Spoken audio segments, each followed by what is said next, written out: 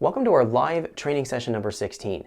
We're going to be tuning a 997 Porsche Cayman using AEM Infinity. Let's jump into some details about this vehicle. Now, it has a 997 911 Porsche Carrera engine that's been swapped in. The engine has been rebuilt and bored out to a 4-liter displacement. It also has an upgraded intake plenum, a GT3 throttle body, an upgraded intake, long tube headers, and exhaust. So we're going to find everything else in the vehicle is going to be stock, including the fuel system, so stock injectors and stock fuel pump. We're going to be tuning this on 93 octane again using AEM Infinity. So now that we went over the details of the vehicle, let's jump into our live training session so we can get started creating our base calibration file. Welcome to our live training session here with our 987 Porsche Cayman. Now, we went over all the details of this particular vehicle, so let's jump into our Infinity Tuner software so we can get started. So moving into our software here, we're going to find that we have our status showing not connected. Now I have my vehicle powered off, so let me go ahead and power my vehicle on real quick here. Give it a second. It's going to take a few seconds here for it to connect and recognize. So we'll just wait and be patient here. We can see it starting to connect.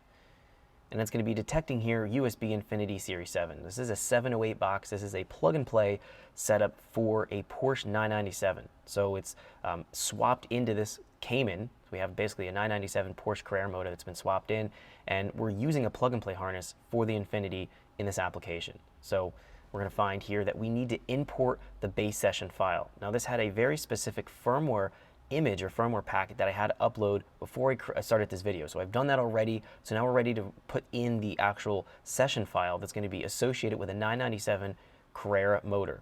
So right now we'll go here to File. We'll go to Import Calibration Data.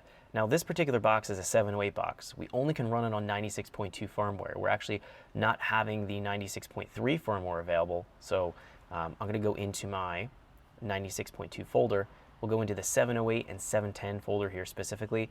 And in the folder, if we move down our directory, we're going to find we have all of our Porsche files or session files that we can start with. Now we're looking specifically here for the 997.1 C2 stock MAF file. This is a naturally aspirated setup. We don't need the turbo files here. So we're going to select our second option here, click open.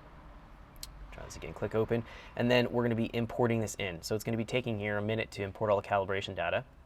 So we'll be patient while it does that.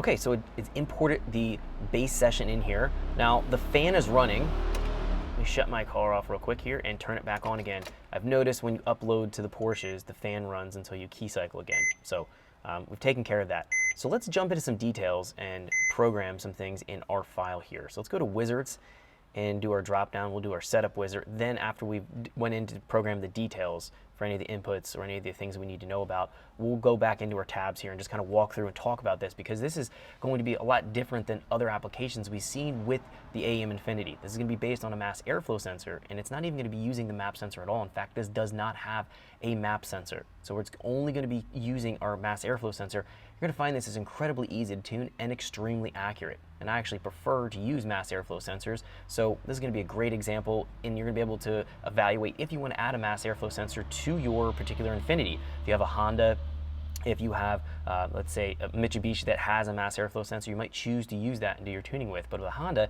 doesn't have a mass airflow sensor, you're able to add one and actually go in and do this tuning with a mass airflow sensor. So it's going to open up some more options in your tuning. Let's go in here to Wizards. Let's go to our setup wizard. The first thing we're going to do here under engine, I'm going to convert this into, let's do our liters. Now this engine has been bored out to a 4-liter. So it's not a 3.6 anymore. We need to update our displacement here, first thing. We're going to find here number of cylinders 6, stroke, we have a 4-stroke engine, sequential coil and plug. The firing order here, it is the firing order for the engine, 162435. This is what's in their base map, and this is what we're going to be using. Airflow calculation method. Now we can find here, we could choose VE 0 to 5 volt MAF or frequency MAF. Now the 0 to 5 volt MAF is found on this Porsche. A frequency MAF would be found on a Ford or a GM. So a Coyote or an LS motor.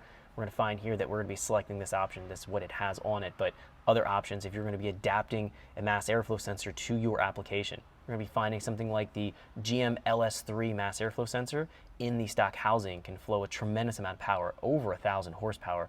So you may find that just by grabbing a AC Delco LS3 MAF, wiring it into your Infinity, you can tune your car on MAF if it's not MAF already, and you can make a tremendous amount of power, and it's super, super simple to deal with.